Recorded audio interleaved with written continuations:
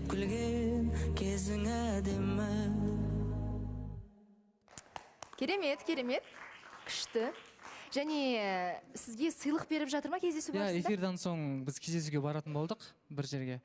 Және бізге біреуді алайық деп едік, бірақ та барлық қатысушылар таппай қалдым. Қыздың да жанында ешкім жоқ екен, ләж жоқ, сосын екеуміз бардық. Сонымен сразу қолында бір несі бар екен, кішкентай сумкада подаркасы. Бірақ ол көпшілік ортада болған кездесу ғой, иә? Иә, көпшілік ортада болған кездесу. Кофехана ғой. Сыйлық. Маржаннан қандай сыйлық алдыңыз? Браслет, 2 браслет. Ол қайда қазір? Мен спорт не болғаннан кейін только сағаттаған алдым, чтобы жаңа планкаға тұрған кезде сағатқа қарап тұрайыншы деген тактикамен. Негізі өзім 15 минут тұрамын планкада. 15 минут? Так, сосын негізі спортпен шұғылданып жүргеніңізге қанша уақыт болды? Негізі бай кәдімгідей күнде емес, Диана ханым, аптасына бір 2 рет өзім ширатылып барып тұрам. Бірдеңе нерв жеткен кезде 15 минут деген бірақ негізі көп сияқты. Ол үйде өзім бүйтіп тұра салам. Кетіп баратым, любой время боспын ба, тұра салам. Я сағатқа қарап тұрам обязательно. Енді әуелі Маржанмен амандасып алайық. Маржан, қалайсыз? Қош келдіңіз студиямызға. Бізді естіп тұрсыз ба? Саламатсыздар ма? Иә, естіп тұрмын. Қалыңыз қалай? Жақсы, өзіңіз қалайсыз, Диана ханым? Шүкір, аман, есен. Кездесу қалай өтті? Нұрдәулет ұнады ма? Жақсы өтті, иә, ойымдағыдай адам болды, иә. Енді әріптестерімнен де естіп жатырмын, студияға шықпайды екенсіз, иә? Иә, кішкене студияға шығуға қорқыныш бар, әлі ойлану үстіндемін. Енді жаныңызда егер Нұрдәулет болса, неден, кімнен қорқасыз? Иә, кешегі бүгінгі күннің чемпионы. Ойбай! Иә. Әлі алда 2 кезең бар, асықпаңыз, Нұрдәулет. Әлі көреміз, ойланып көрейін. Ойланып көресіз, иә? Жарайды. Ал енді тағы не айтасыз? Нұрдәулет жайлы не біле алдыңыз? Қандай адам? Мінезі қандай екен? Сол салмақты, кішкене бір ұқсас жерлеріміз бар екен, интерестеріміз бірдей дегенде ғой. Андай бір тоқтап қалатындай болмады, әңгімелеріңіз бірден бір... Иә, сразу... Жарасып кетті. Иә, әңгіме айтып, күліп, ойнап. Маржан қандай қыз екен? Енді біз әлі көрмедік. Өте керемет қыз, Диана ханым, ашық, сондай... Орамалды ару. Иә, орамалды ару. 5 уақыт намаз оқиды. Жалпы үйіндеген бәрі оқиды екен. Жаңағы сыйлықтың ішінде кішкентай несі бар екен, хаты. Сонымен нені браслет тағып алғаннан кейін барып, осы тастай салған ғой. Ішінде бар ғой, несі хаты дейді да. Сонымен ой, ашып қарадым. Қазір оқыма дейді. Неге оқи берейін? Сонымен жарайды, қалтамасы қойым, жарайды оқи беріңізші дейді. Сонымен оқысам, осы неге ханзадалыққа маған сәттілік деп отыр, әрдайым күліп жүріңіз деген жақсы тілектері бар. Күшті. Көп рахмет. Шын көңілден шыққан несі хат екені көрініп тұр. Сізге ұнады, қысқасы? Жалпы ұнады, иә, Диана ханым. Осыған дейін орамалды аруды күткен бе едіңіз? Ой болды ма? Негізі періште әумин деп қояды екен ғой, Диана ханым. Алдыңғы күндері ғана достарыма бір өтіп бартқан қызға айтып, осындай қыз келсе екен деп. Орамалды. Ертесінде келіп тұр, шынымен. Ниетке байланысты барлығы? Иә, ниетке байланысты. Келді. Диана ханым, Маржан қош келдіңіз. Бірақ мен бүйтіп ойланып тұрмын да, ойлап қарап тұрмын. Алдын енді Дилбар ханымға үміткер келіп осылай шықпады ғой. Мақұл, ол атаны енді түсінуге болады. Құда бар, құдағи бар деген сияқты. Бірақ енді Маржан ханым сізді түсініп отырған жоқпын. Өйткені өзі үміткерлер бізге мына жаққа келген кезде олардың да енді туысқандары бар, жақындары бар ғой. Бүкіл нелерін жинап тұрып келеді да, басқа үміткерлерге деген әділетсіздік сияқты. Басқа үміткерлерді онда бізде осылай келе салақ, егерде танысты тоқтататын болса, сырттан қайта береміз деп. Ақыры келдіңіз ба, осы жерде шығып, түріңізді көрсеткеніңіз дұрыс еді.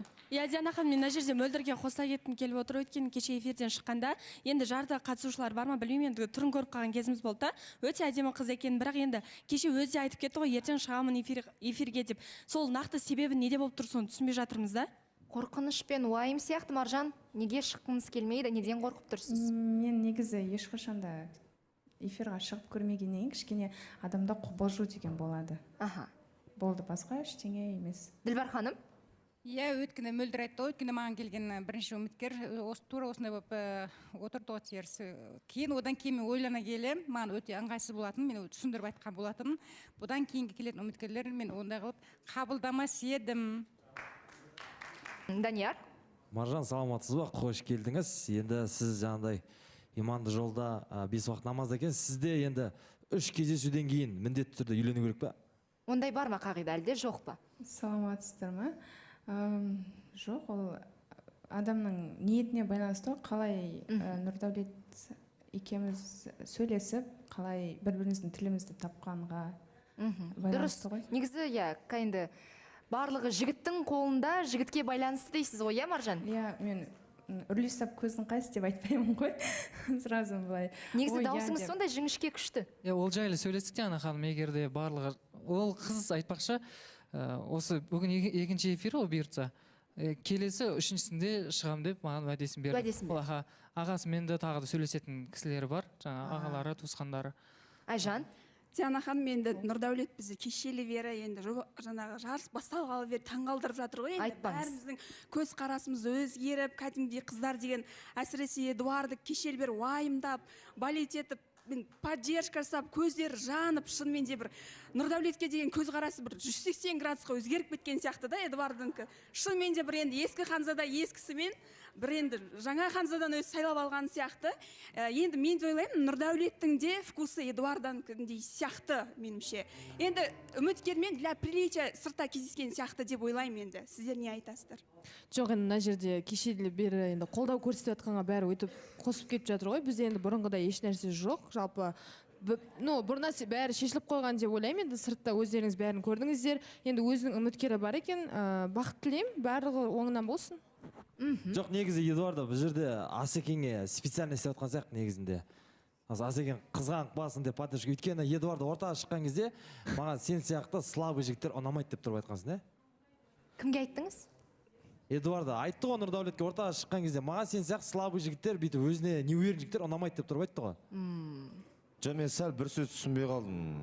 Бұрынғыдай бізде ештеңе жоқ деген сөз ол қалай? Бұрынғыдай жақын араласпаймыз дегені шығар. Сондай ма? Да. Сәл дұрыс жеткізбей қалған ғой. Енді мен кімге және мана айтып жатыр ғой, кешіріңізші бұл жерде, енді жаңа айтып жатыр ғой, слабыйсың деп айтты деп, мен оны өзінің бетіне де айтқанмын ол кезде. Мен ол нәрсені шығардым, просто ол кезде менімен Асхатты кінәлі қылып қойды да, мені араластырмаңдар. Мен сол кезде бетіне айтқанмын, сен тормысың деп.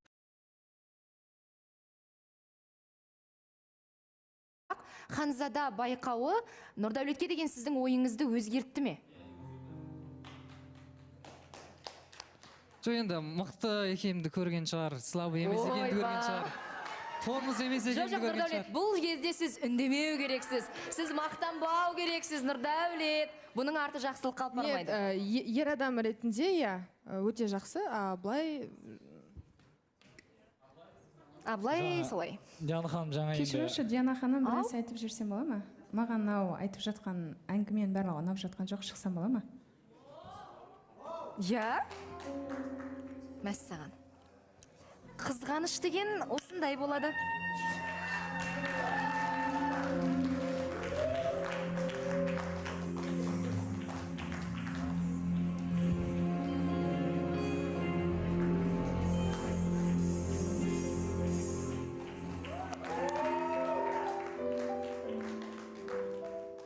Қош келдіңіз, Маржан. Жайғасыңыз, төрлетіңіз, көргенімізге өте қуаныштымыз. Не ұнамай қалды? Қызғанып қалдыңыз ба? Әңгіме ұнамай қалды ма? Әңгімелер ұнамай қалды.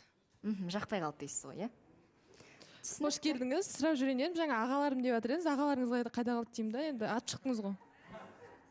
Ол саған интересно болып тұр ма не? Мен жай сұрап жатырмын, сол қайда қалды деп. Оған басыңызды ауыртпай қойыңыз, өзім шешемін ғой. Жоқ, негізінде Маржан ағаларым деп айтпады, оны сіз айттыңыз ғой дейм, ағаларым? Ол кеше екеуміз сөйлескен кезде солай айтқан болатын, содан кейін айттым. Ағаларыңызбен сөйлесе алдыңыз ба? Сөйлестім. Не деп жатыр? Жаман пікірде емес. Қарсы емес, анау айтқандай. Нұрдәулет, сен енді дұрыс қой, бүгін жеңіске жетіп жатсың, кешелі бері жеңіске жетіп жатсың, бірақ жаңағы сөзің дұрыс емес болды деп ойлаймын. Мен үміткерге сыйластық кішкене болмай қалды да, мен мықтылығымды көргеннен кейін ой өзгеріп жатқан шығар деген сияқты, мына жаққа қарай кетер емес сияқты әңгіме айтып отырсың ғой сен. Ол болмайды ондай әңгіме. Содан кейін үміткер уже кішкене мына әңгіме ұнамай қалды деп ортаға шығуға тура керек болды да. Жалпы Диана ханым, жаңа сіз де айтып жатсыз ғой, жаңа мақтанған деген сияқты. Шынымен де барлық жігіттер мықты, барлығына сәттілік тілеймін. Мен өзімді мықтымын деп бүйтіп көтеріп тұрған жоқпын, Диана ханым, шынымен де. бірақ бар нәрсе бар ғой енді ертеңде әлі біткен жоқ шынымен де ше ертең қандай уровеньде болып қаламыз Нұрдәулет, бір құдай біледі. ол енді мықты екеніңді айтып жатыр, қой маған несін ана жақта мен мықтымын деп. Мына жерде жаңа ер жігіт те айтып жатыр ғой, үміткерім бар деп, просто үміткер бар екен ұмытып кетті да.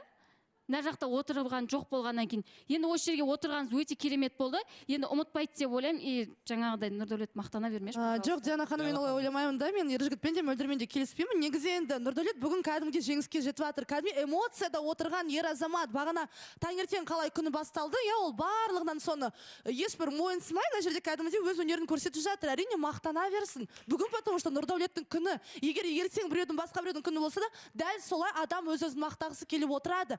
Және де бұл жерде енді егер де Эдуардан тарапынан осыған дейін сен сияқты слабый жігіттер ұнамайды дегеннен кейін әлсіз деп енді бүгін көзі жеткен шығар менің мықтылығыма деп просто екеуінің арасында сондай бір достық белгімен айтылып отыр. Кетар емес деген ол артық әңгіме деп. Жоқ, Айдана айтады ғой, сен өзіңді мақтама, сені біреу мақтасын дейді ғой. Біз мақтағанымыз жетеді емес па? Болды, сен өзіңді өйтіп айтқан сайын өзің қайтып төмен түсіп бара жатсың. Сен мықтысың, болды, біз мойындадық. Рахмет. Нұрдәулет мына жерде енді кім ер жігіт айтып кетті ғой, үміткерге деген кішкене сыйластық болмай қалды деп ше. Өте дұрыс айтады, саған керемет үміткерге отыр. Эдуардамен екеуін салыстырсаң, ниеттеріне қараса, ниеттері қандай. Үміткерің тап-таза ниетті, саған шын ниетті. Маған не болды? Мен сен жаман деп тұрған жоқпын мен сен. Адамды адаммен салыстырып мен төмендетіп жатқан жоқпын, ешкімді жоққа санап жатқан жоқпын бұл жерде. Үміткерім бар, үміткерімді сыйлаймын. Ал Эдуарда нерде барлықтарыңызды дос ретінде. Жоқ, сен ниет туралы әңгіме айтып отырсың ғой мына жерде. Жоқ, просто енді мен сені ниетіңді алдыңғы эфирларда айтқан сөзі мен қазіргі айтқан сөздерің сәйкес келмейді де екеуі бір-біріне, содан айтып отырмын. Енді мен оның ол кезде бетіне айттым ғой, дұрыс па? Мен бұның бетіне айттым, ол кезде мен қазір де айта аламын. Мен Нұрдәулеттің арасында ештеңе жоқ, болмаған болмайды да. Мен болады деп тұрған жоқ, сен енді ниетпен адаммен адамды салыстырып отырсың ғой, адаммен адамды салыстырып отырсың сен. Үміт сыйлағандай болып тұрсың сен, просто керемет маған ұнады, мен поддержка көремін. Адамның сыртқы келбетін бер жағын қарап алып, сен ар жағы туралы ештеңе айта алмайсың. Мен сол үшін саған айтып отырмын, сыртқы бетіне қарама сыртына. Просто сен всегда тілден қателесесің. Сабыр. Алмат? Мен мына жерде Нұрдәулет жаңа Эдуарда қолдап жатыр ғой, соған кішкене Нұрдәулетке жағып жатыр да, анау деген.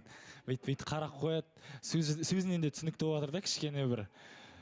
Енді үміткерге сыйластық болсын деген келеді. Нұрдәулет бірден айтуың керек та, маған келген үміткер өте керемет қыз, осылай. Ержігіт Айдана не болып қалды сіздерге? Нақты айтуың керек еді. Алмат, рахмет.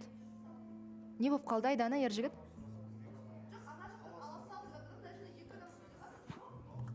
Жоқ, Диана ханым, ержігіт вечно мен қасыма отырып жатыр. Микрофон. Мен айтамын, мына жақта екі адам сөйлеп жатыр, кәдімгідей мына жаққа ана жақтан аласасаң қайтеді екен.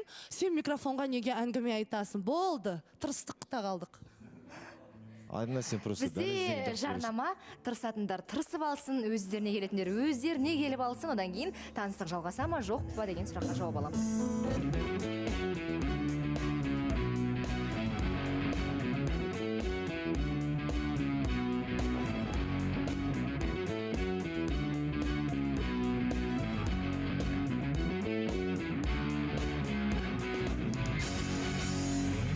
Ержігіт Ханзада орнын ауыстырған екен. Мен отырайын Ханзаданың орнына. Төрлетіп кетіпсіз ғой Ханзада. Айдан екеулеріңіз шешіп алдыңыздар ма, не болды? Жоқ, Диана ханым, енді сол жаққа кетіп жатыр. Енді бүгін негізі ержігіттің кішкене настроениесі болмай тұрған күн ғой енді. Ханзада, Ержига so special. Сен ренжімесейші лучше, хорошо? Саған ондай вообще жараспайды. Ержига so special. Ержига so special. So specialсың ғой, сен понимаешь? Сондықтан да саған бір көңіл күйіңді түсіру, қызбен сағаласу деген саған тән нәрсе емес. Сондықтан да. Жоқ, сен просто. Ортада Нұрдәулет және Маржан үміткері. Диана ханым, жаңа рекламаға дейін Эдуарда екеуміз туралы әңгіме қозғалып кетті ғой. Негізі Эдуарда екеумізде ондай ештеңе болмаған. Ол тақырыптың несі соңы уже точкасы қойылып кеткен. Қазір менің өзімнің ойымдағы үміткерім келіп отыр. Бұйыртса алдағы уақытта, қазіргі уақытта барлығы жақсы, енді ары қарай тағы да көреміз танысып. Сол үшін кешіріңіз, жаңа енді мен түсінбей қалатым да, енді жаңа сіз кіріп келіп сразу кішкене дөрекі сөйлеген сияқты болдыңыз да, енді мен ойлаймын сіздің жекеңізге өтетіндей мен сізге артық ештеңе айтқан жоқпын. Егер көңіліңізге тиіп кетсем, кешірім сұраймын. Бірақ енді айтқым келеді, енді үміткер, қош келдіңіз, келіп отыр екенсіз, енді сәттілік, бірақ енді егер мен қалағанда ол менің қасымда жүретін еді әлі де. Мәссаған. Диана ханым айтсын қазіргі кезде ол менің қасымда ғой, сенің емес. Вот мен айтып отырмын, егер мен қалағанда ол әлі де мен қасымда отыратын еді. Осыған дейін дейсіз ғой, Әлі де кеш емес, может көреміз, уақыт көрсетеді. Диана ханым айтсын бола ма? Диана ханым Нұрдәулет, сізге талас басталып кетті. Нұрдәулет, кешіріңізші, бір нәрсе айтсам болады ма? Нұрдәулет, өтініш, бұл әңгімені біте ма? Иә, соның точкасын қойсаңызшы, Диана ханым. Өйткені мені қазір ата-анам көріп отыр, и орынсыз әңгімелер айтып жатыр да просто. Нүктесін қоятын Нұрдәулет өзі. Нүктесін. Жаңа айттым ғой, негізі точкасын сол жерде қойып жатырмын, қайтадан басталып кетті. Диана ханым айтса бола ма? Нучон? Маржан, қош келдің. Енді бағана айтып аттың ғой, эфирдің сыртында, иә. Мен әлі ортаға шығуға дайын емеспін, қобалжу бар деп, бірақ сіз шықтыңыз да, бірақ мен ешқандай қобалжу көріп отқан жоқпын. Шын айтам, именно сен, что ол эфирдан қорқатын адамға ұқсамайсың. Сөздеріңнен білініп тұр. Оны енді тіке шындығын айту керек. Ал Нұрдәулет Эдуардаға енді кезінде қол жетпей қалды ғой, бірақ по-любому андай в глубине души бәрібір осадкасы бар сияқты да, бәрібір Эдуардаға деген кезде бір көзқарасы басқаша. Бірақ өзінің енді ниеті орамалдағы қызды қалайды екен, бағана айтты ғой. Бірақ Эдуарда егер тағы